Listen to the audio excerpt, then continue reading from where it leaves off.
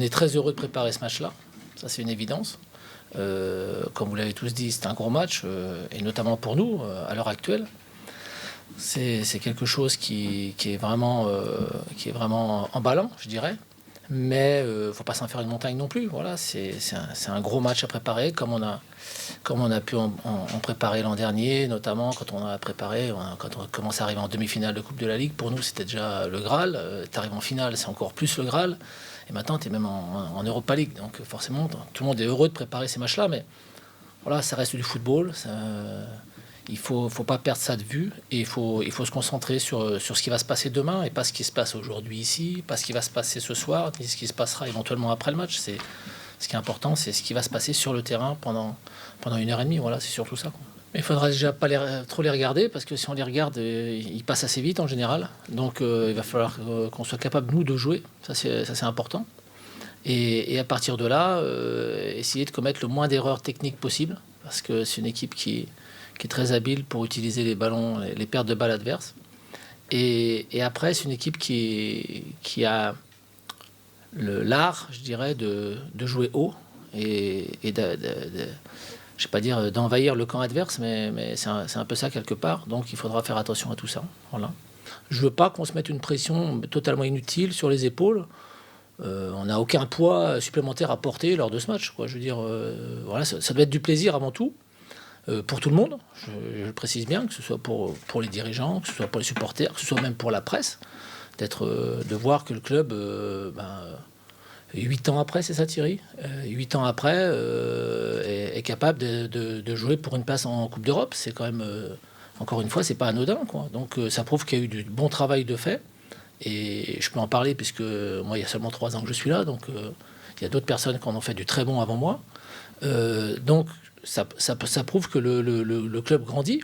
Mais il ne faut pas non plus que, encore une fois, on ait quelque chose à porter en plus sur les épaules qui correspond pas forcément à ce que nous on en attend, quoi. Voilà.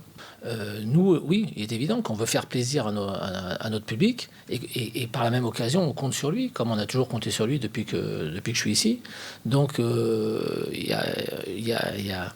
y a un soutien populaire encore plus important à avoir, parce qu'on sait que c'est quelque chose, je l'ai toujours dit et je le répète encore une fois, qui nous donne de la force. Voilà. Et les joueurs doivent se nourrir de ça, parce qu'il va falloir que chacun, dans son domaine, élève son niveau.